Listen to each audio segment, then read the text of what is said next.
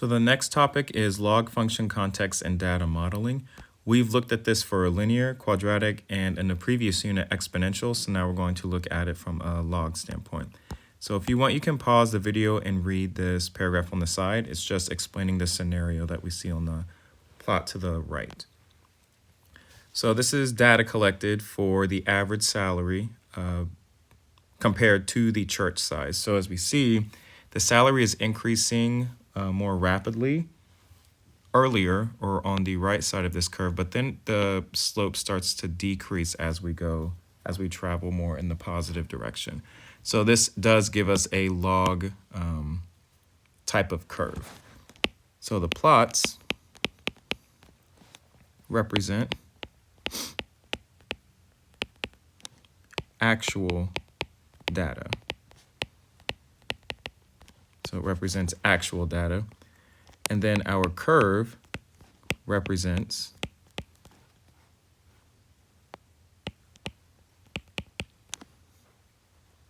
the function model. And the function model is going to be our prediction. So it's going to be the predicted values.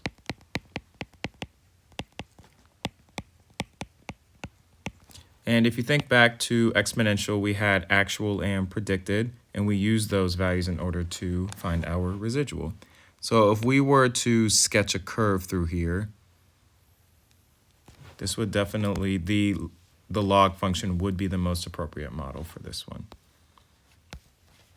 So for a given set of data, if the input values appear to change proportionally over equal length output value intervals, then a log model is appropriate. So if you think back to exponential, we were thinking, well, we weren't thinking, we were observing that the output values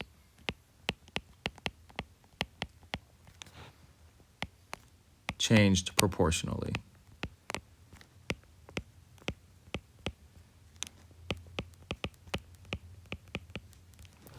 And it was over equal length input values. So it makes sense that we are switching the roles for the input values and the output values because the log function is the inverse of the exponential function. So a log function model has the form y equals a plus b natural log x, or y equals a plus b log x, where a and b are constants and b cannot be 0. B can't be 0 because any power that you raise 0 to, it will always be 0. So we would just end up with, this would be the curve, right? It would just be a flat line. So we don't want b to be 0 because we want to see a logarithmic relationship between the input and the output values. So this one here, I did not label it, but this is non-calculator. Okay, so no calculator for this one. Selected values of the log function L are given in the table, where L of x equals a plus b natural log of x. So we don't have a lot of data, especially compared to the scenario up here, but all you need is 2 points. That's all you need. All you need is 2 points in order to create an equation. So use the given data to write 2 equations that can be used to find the values for constants a and b in the expression for L of x. So you will see something like this on the AP exam. It just says to write 2 equations. It does not instruct you to solve. That will be the second part, right? So part A is leading you into solving this, okay? So to create the 2 equations, I'm going to use the points from the table, obviously. So the first equation, we can use the input of 2. So L of 2 is equal to, we already have our map here. The question is saying use a plus b natural log x. You will never have to guess or choose your own. So we'll go ahead and use that one. So I don't know a, and I do not know b. But I know that if my input, that x should be a 2. That's our input. But I know when I have this input, my output is going to be 3. So this is my first equation here. Writing L of 2 is not necessary. It's just how I start the problem, but you do not need to include this part. This would give you full credit. The second one is L of 5. So my input will be 5, so I have a plus b natural log of 5, and my output for that one will be 7. That's all you have to do. Whenever it says write two equations, this is all you have to do. We don't know A and B just yet, but we are going to solve for them in part B. So because this is no calculator, I can't really solve for a natural log of 2 or natural log of 5, and in order to substitute something back into the other ones. So for this one, I'm going to use system of equations. So I'm going to go ahead and stack these like I did up top. And what I can do is, in order for me to solve for one of these, I need to eliminate one of the variables. So I'm going to subtract the lower equation from the top equation. And when that happens, I get a minus a, which now I have one variable left, which is just b. So with some manipulation, I can go ahead and solve for b. So the top one is b natural log of 2, and we're subtracting. So that'll be minus b natural log of 5. And then it's 3 minus 7, so we get negative 4. I probably should have just switched them. That way I could avoid the negative, but we'll still get the same answer. Now, I cannot combine these. These are not like terms, okay? So there's not a property to combine these. Sometimes students will mix this up with the quotient property, but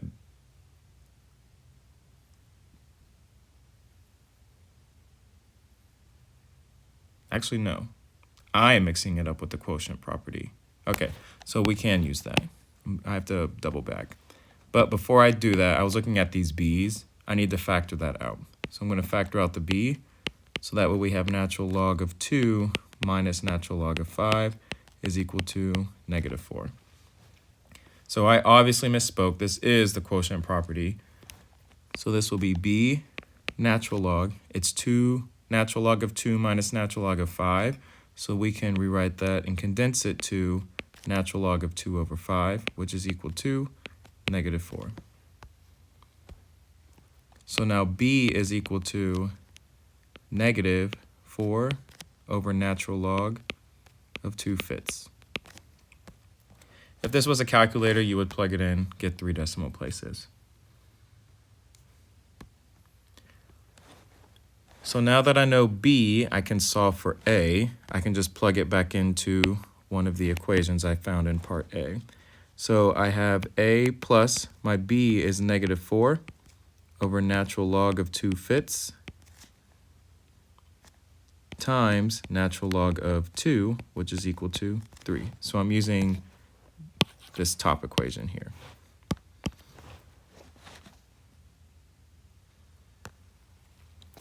All right, so if I rewrite this, I have a plus, well, actually, let's just do subtraction. So a minus, I'm going to bring the 4 up front. And then when I rewrite this, I have natural log of 2 over the natural log of 2 fifths, which is equal to 3. So we want to try and condense these as much as possible. This is going to be a change of base. So we have natural log 2 divided by natural log 2 fifths. They both have the same base of e. So I'm able to rewrite this as a minus, the 4 is unaffected, it's just multiplicative, so it's part of this term. But now I can rewrite this as log the base of 2 fifths, and the argument will be 2 is equal to 3. This way I'm not dealing with multiple logs, but now I condensed it into one. So whatever the argument is in the denominator, that becomes the base for the log. And then whatever the argument is in the numerator, that becomes the argument for the new log. If you want to test this, you can type it in the calculator. These are equivalent, okay? All right, so solving for a, we end up with a is equal to 3 minus, I'm going to go ahead and use the power property for logs. I'm going to pull that up just to condense it more. So I have log of 2 fifths, 2 raised to the power of 4.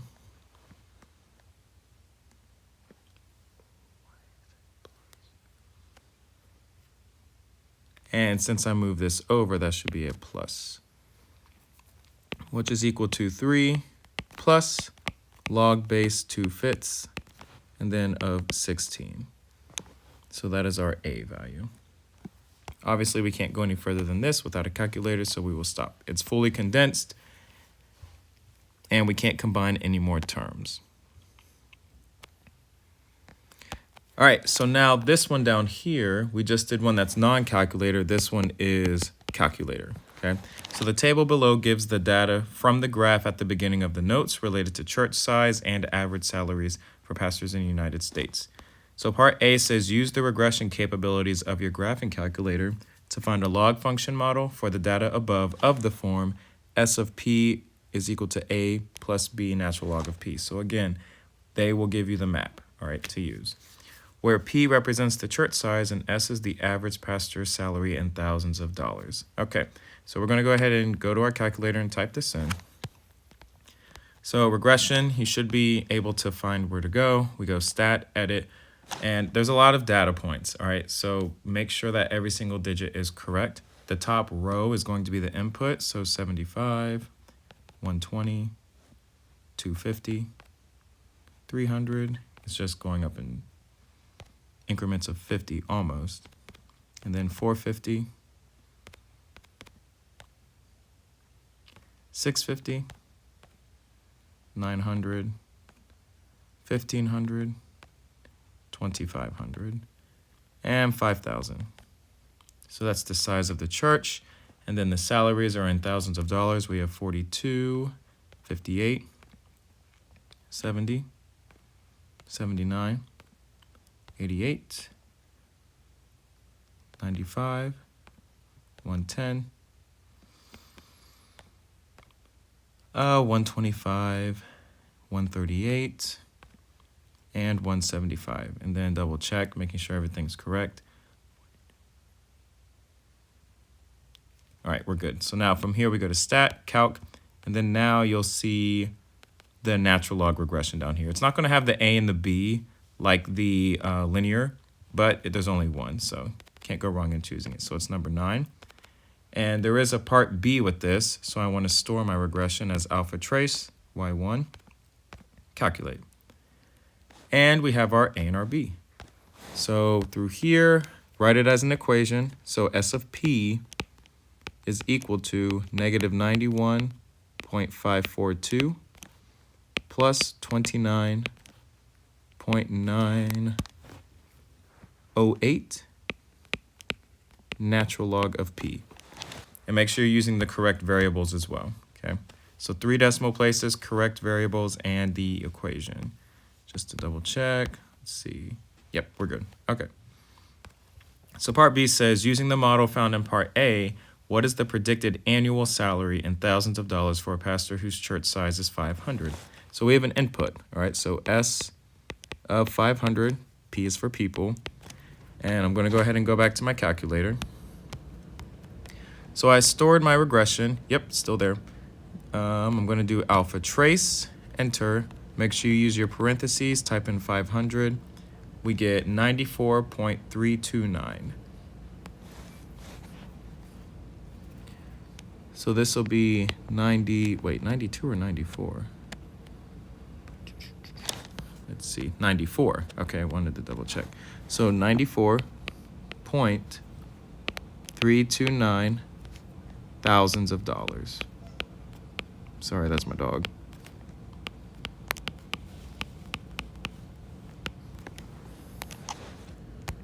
All right, and that's how you do it with the calculator. All right, this next problem is talking about decimals and eardrums.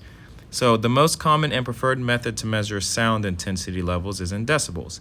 The sound intensity level, that's beta, in decibels of a sound having intensity, I, and watts per meter squared is modeled by the function B of I is equal to A plus B log I, where A and B are constants. The sounds of noisy traffic have intensity of 1 times 10 to the negative 5 watts per meter squared and corresponds to 70 decibels.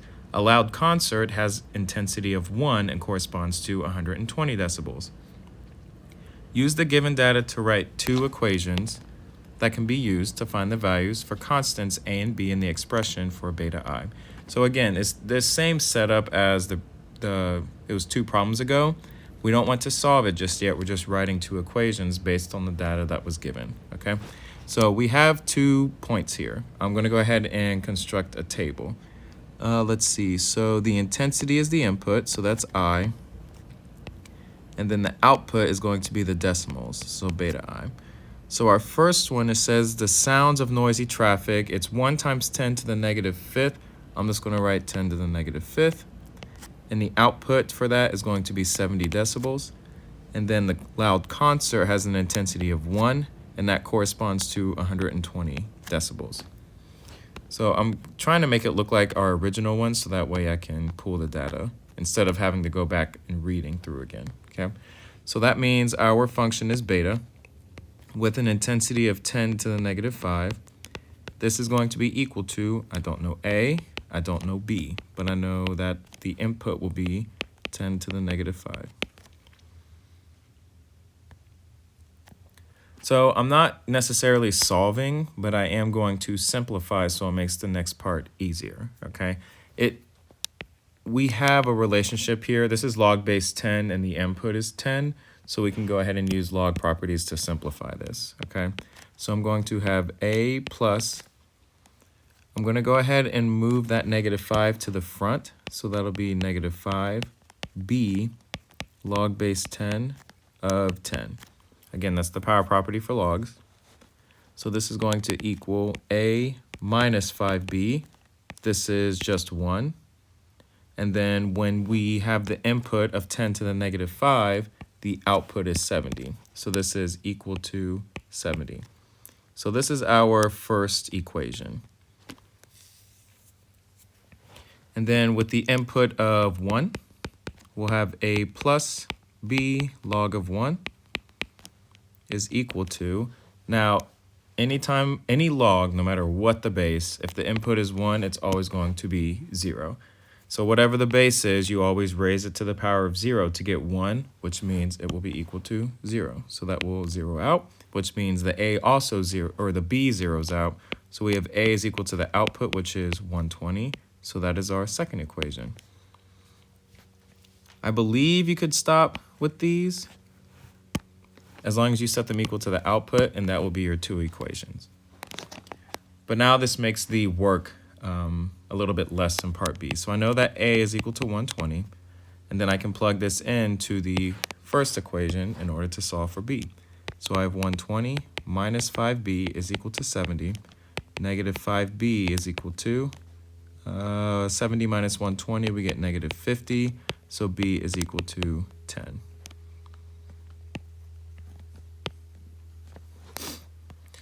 All right, there's a part C. The human eardrum can burst when sounds reach an intensity level of 1 times 10 to the power of 4 watts per meter squared. According to the model found above, what is the predicted number of decibels required to burst a human eardrum? So we didn't set up our model. I guess they're talking about this model, and we solved for A and B. So our model is going to be A is 120, B is 10, and then we have our input for the intensity. So we can use this for part C. All right, so we have beta. Input is 1 times 10 to the power of 4, which is just 10 to the power of 4. And we'll plug it in. So we get 120 plus 10 log of 10 to the power of 4.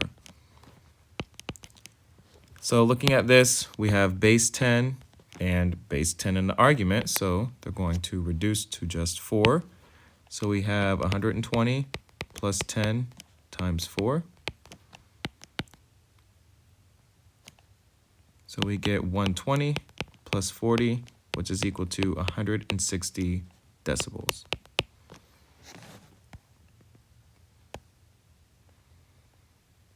Whoops, I did not mean to write beta for that. It should be a B, not beta. There we go. And then, of course, making sure that you're labeling. All right, that's it for context and